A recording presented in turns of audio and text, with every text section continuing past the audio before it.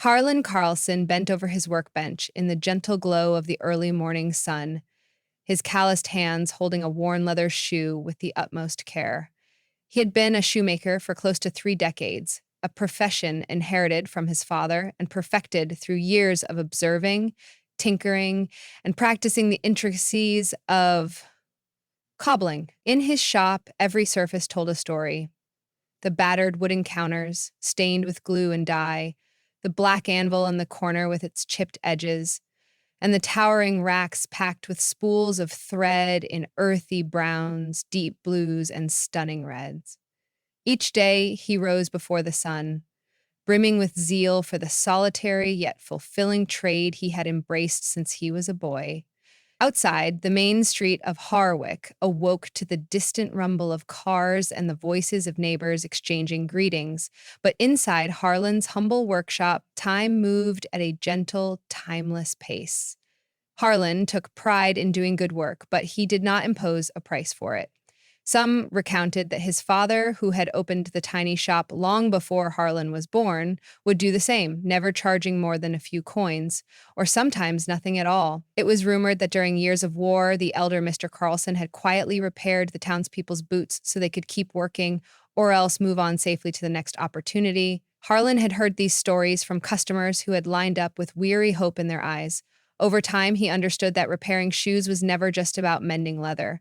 Often it was about mending families, livelihoods, and aspirations in every stitch. Moreover, he noticed that people came to him with more than footwear in need of repair. They came with hearts bruised by trials, responsibilities, and regrets. The sum of his life's work became more than the sum of the shoes he fixed. One morning, an unemployed father named Marcus arrived and placed a pair of battered black loafers on Harlan's counter. The father's hands trembled from a mixture of embarrassment and desperation. A flash of shame passed over his face before he mumbled, "I need these to look decent for a job interview. I can't pay you right now, but once I land something, I promise I'll return to settle up." Marcus spoke of how he had recently lost his job at the local factory, the only place he'd ever worked. Day after day, he searched for new opportunities with little success. Through repeated rejections, his shoes had borne the brunt of many miles, gradually splitting at the sides. They looked as defeated as Marcus felt. Harlan saw the worn crevices, how the soles had thinned and scuffed. He saw that the tears in the shoes mirrored the fear in Marcus's eyes. Fear of being forever unworthy, of not being able to support his wife and 2 small children waiting at home. Without hesitation, Harlan smiled and gently placed his hand on Marcus's arm. "Let me fix these for you," he said, his voice calm and reassuring. "No charge, you just do your best in that interview." Marcus's eyes welled with tears as he nodded. He watched as Harlan placed the loafers on the workbench and set to work. Meticulous in his craft, Harlan patched the cracks, replaced the worn soles, buffed the leather to restore its sheen, and, in perhaps his most significant gesture, offered Marcus a measure of faith that his future might turn around. When Marcus returned to pick them up, the loafers looked brand new. He slipped them on with a quiet, humble gratitude that wasn't lost on Harlan.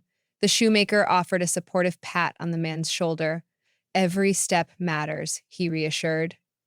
That evening, Marcus returned home wearing those newly repaired shoes and a glimmer of hope. Encouraged by the kindness he had shown Marcus, Harlan realized just how deeply an act of service could resonate. It was then that he fully committed to a pledge born of countless memories. He would never again turn someone away, no matter how threadbare their shoes or how empty their pockets. Word traveled through Harwick with remarkable speed, making its way to coffee shops, the post office, the library, and even the barbershop next door. Some visitors arrived sheepishly, feeling unworthy of help, but after 1 or 2 mended pairs, they began to spread word of the shoemaker who repairs for free. One by one, pairs of shoes started streaming in from all walks of life. Farmers, mud-stained boots, retirees, scuffed orthopedic loafers, students, tattered sneakers, and everything in between. A single working mother named Anita brought a pair of pink ballet flats belonging to her daughter Kayla, who wanted to dance again after a rough tumble that left her too afraid to continue. Anita brushed away tears as she placed the worn ballet flats in Harlan's hands. She loves dancing, Anita said, voice quivering, but she's been scared since the accident. Maybe if her shoes looked new, she'd find the courage to give it another try. Harlan recognized that the shoes themselves were only part of the solution, but he still took them into his care as if they were royalty's treasure. Over that week, he painstakingly removed the scuffs, repaired a loose seam at the toe, and replaced a missing ribbon. When Kayla visited with her mother to retrieve the flats, she stared at them in awe, as though she could scarcely believe they were the same pair. With quiet enthusiasm, she slipped them on, tested a couple of steps, and lit up with a tiny, hopeful grin. It was then that Harlan understood entirely. The shoes were not just footwear for a dance recital. They were reminders that fear could be overcome, that setbacks could be vanquished. For Kayla, the renewed shoes were a gentle bridge between a harrowing past and a future bright with possibility. Another day, an elderly woman named Beatrice shuffled into the shop, leaning heavily on a wooden cane. She carried a pair of ancient slippers that had belonged to her husband of 54 years. He had passed away the previous spring, and she couldn't bear to part with anything that held his memory. The slippers were in terrible shape, one sole had nearly split in half, the lining was threadbare, and the pattern had faded beyond recognition. Beatrice cradled them in her arms like precious heirlooms. "They remind me of him," she said faintly, her eyes distant. "He always wore them in the mornings, while reading the newspaper. I don't have much left of him besides these." Her voice trembled, but she managed a watery smile as she asked if Harlan could restore them, even just a little. Sensing the weight of her grief, Harlan accepted the slippers without any fuss about payment or the condition they were in. Over the next few days, he replaced the lining with soft, plush fabric and carefully glued the sole so it was sturdy once again. Then, striving for a personal touch, he painstakingly embroidered the initials of Beatrice's husband, J.R., on the inside flap. Faint, but still noticeable, they served as a quiet tribute. When Beatrice came to pick them up, she pressed the slippers close to her heart. She thanked him softly, more tears glistening in her eyes than words on her lips. The next time she visited, she explained that each morning she placed the slippers on the foot of her bed, so it felt as though her husband was still there, greeting the day with her in spirit. In each repair request, Harlan saw hints of someone's circumstance, a layer of life shaped by heartbreak and hope. His shop became not only a place to restore shoes, but also somewhere people found solace. Often, stories flowed from the hearts of those who visited. Some stayed just to chat, eager to share their tales, while Harlan shaped replacement soles or patched holes. With skillful compassion, he understood that he was there to listen, and he prided himself on being wholly present, never allowing his work to overshadow the humanity at his counter. From early morning until late in the evening, he toiled away, frequently skipping his own lunch and dinner.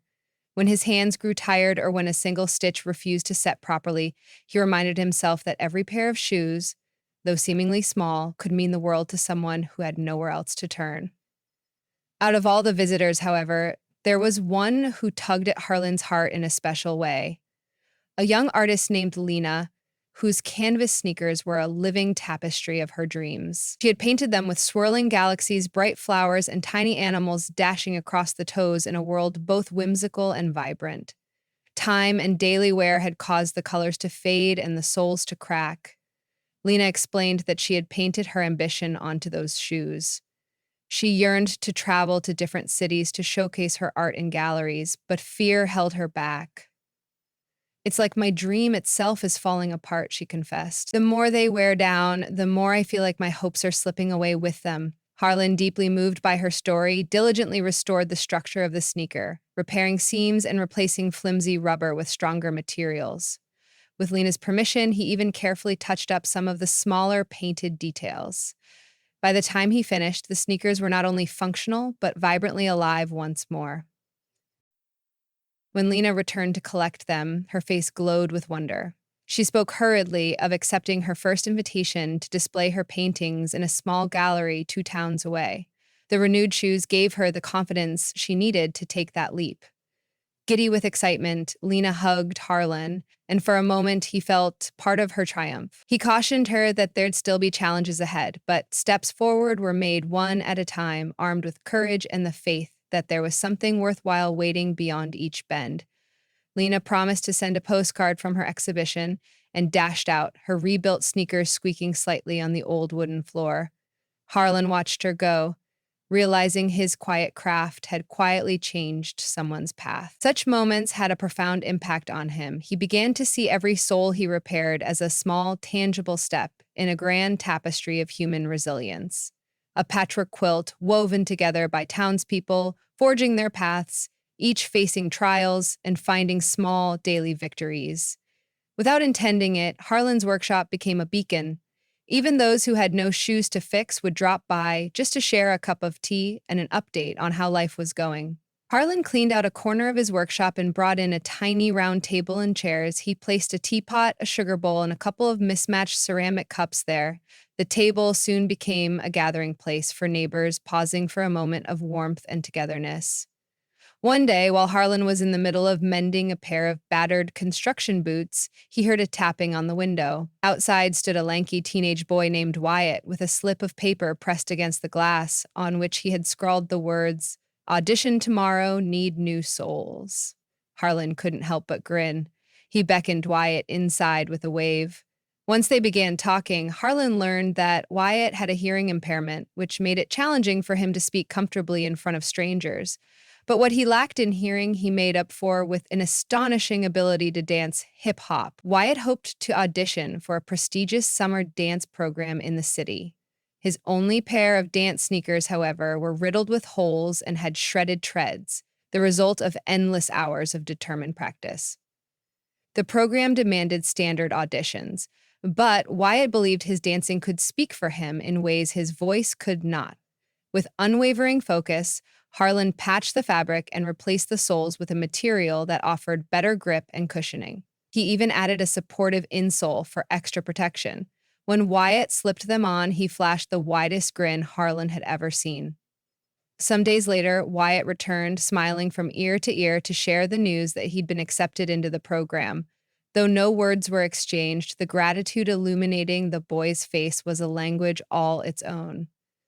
As stories of Harlan's compassion accumulated, the townspeople felt compelled to reciprocate. Farmers who had once given him only their old boots now arrived with bread and fresh produce, hoping to lighten his daily load. A father whose shoes Harlan had restored months before donated a new overhead lamp so the cobbler's eyes wouldn't strain in dim light. A local teacher started an informal fundraiser, inviting people to contribute small donations if Harlan ever needed additional supplies. When Harlan discovered the jar of coins and bills on his counter one morning, he found pinned to it a note with only 4 words, "Thank you, good man." He was astonished by the sudden outpouring of kindness born from the seeds he had planted through countless repairs.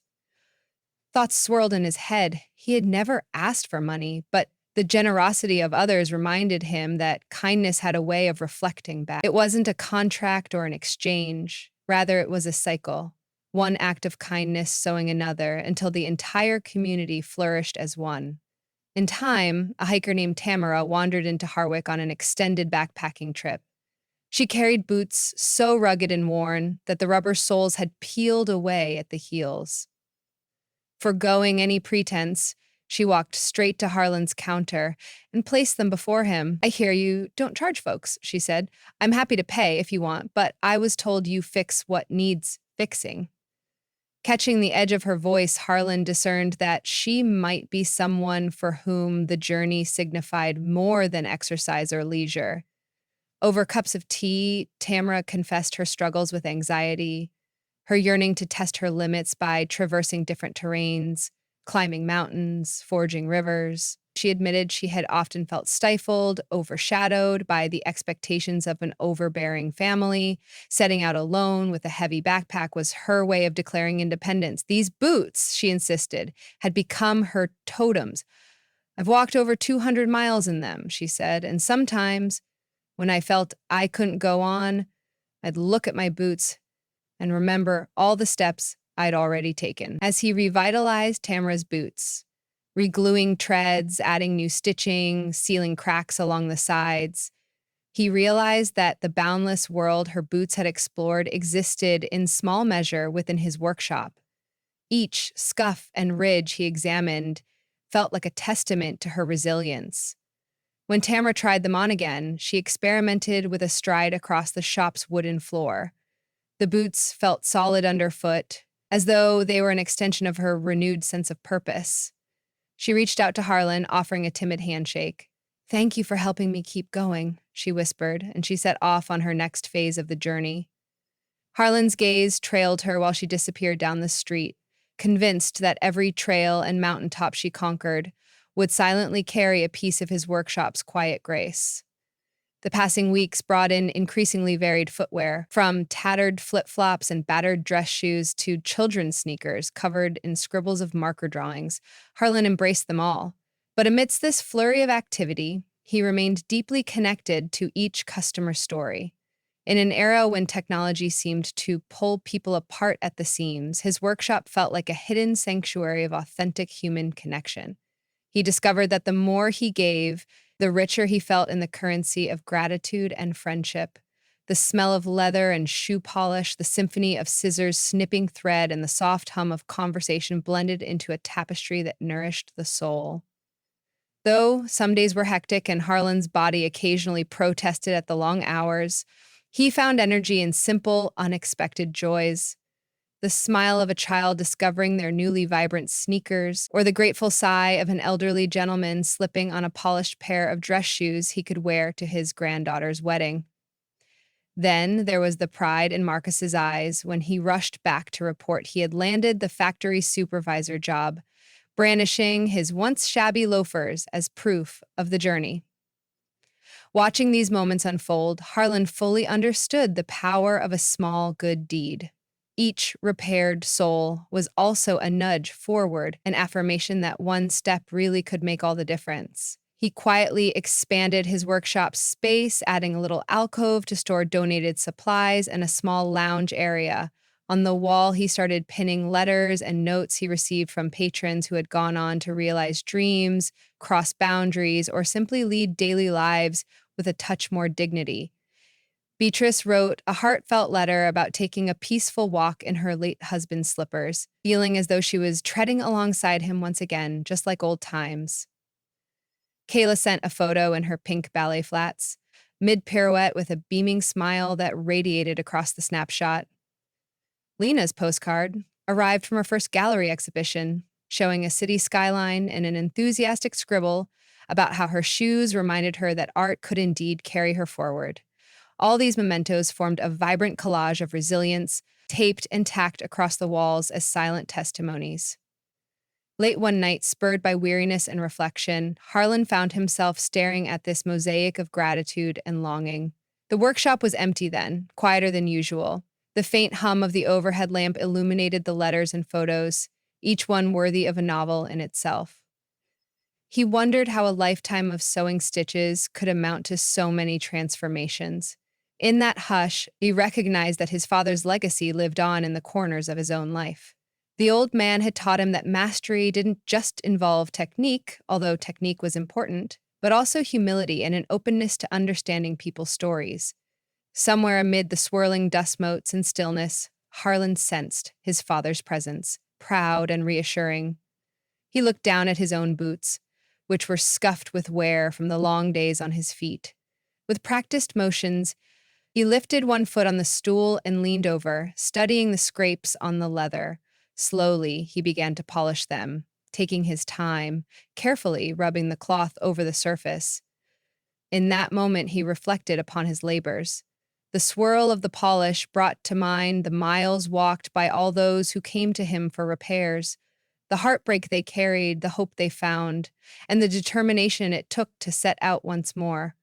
He understood anew that life was a series of steps, some painful, some triumphant, but each essential to the journey as a whole. And so, day after day, Harlan continued his quiet mission, stooped behind the workbench, forging silent bonds with those who entrusted him with their shoes. He took satisfaction not in monetary gain, but in the knowledge that he was giving people the means to keep going when they felt they couldn't anymore. In that adoption of selfless service, he discovered that every shoe was a fresh puzzle, each individual a story of ache and perseverance. Restoring a soul was a gentle nudge that someone's life, no matter how frayed at the edges, remained capable of new beginnings. In time, the walls of his workshop brimmed with postcards from across the country and beyond. Some came from travelers, others from newlyweds, and others still from entrepreneurs who had ventured off to start big city dreams. They spent months or even years away, yet they always remembered their shoes, once ragged and dilapidated, resurrected by Harlan's hands. And amazingly, they connected that simple gift to the day they discovered fresh hope within themselves. People walking by the shop could hear his sewing machine humming long after sundown, a bright halo of light glowing through the shop windows, revealing Harlan seated at the bench, lost in the timeless ballet of needle and thread. Each pair of shoes he completed added another stitch to the village tapestry, uniting the past, present, and future. And in return, Harwick kept circling back to him in gratitude, ensuring that while Harlan gave endlessly, he also received just enough to keep going.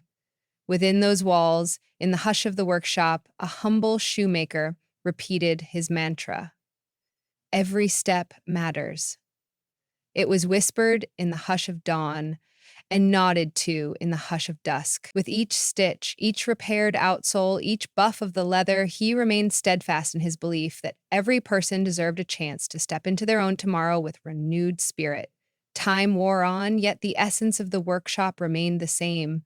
Harlan often received visitors who'd say, "Your father would be proud." He responded with a modest nod, all the while stitching the next tear in someone's old boot. He never sought fanfare or praise. What sustained him was the gratification of seeing someone walk out with a lighter heart than when they'd arrived. Through years of devotion, he earned a reputation that extended far beyond Harwick's boundaries. Some customers traveled from distant towns, drawn by narratives of a shoemaker who restored more than just the footwear. On countless occasions, people asked, "Why do you do it for free?" He'd usually smile and say, "I get paid in good news when you come back to show me how life turned out." Then, one autumn evening, as Harlan closed up, he took a moment to stand at the threshold of his workshop. The sky was tangled with clouds of pink and orange, and a reassuring breeze rustled fallen leaves. He inhaled the crisp air, appreciating the comforting smells of leather and polish that wafted from inside. Straightening the sign on the door, he thought of all those who had stepped through that threshold.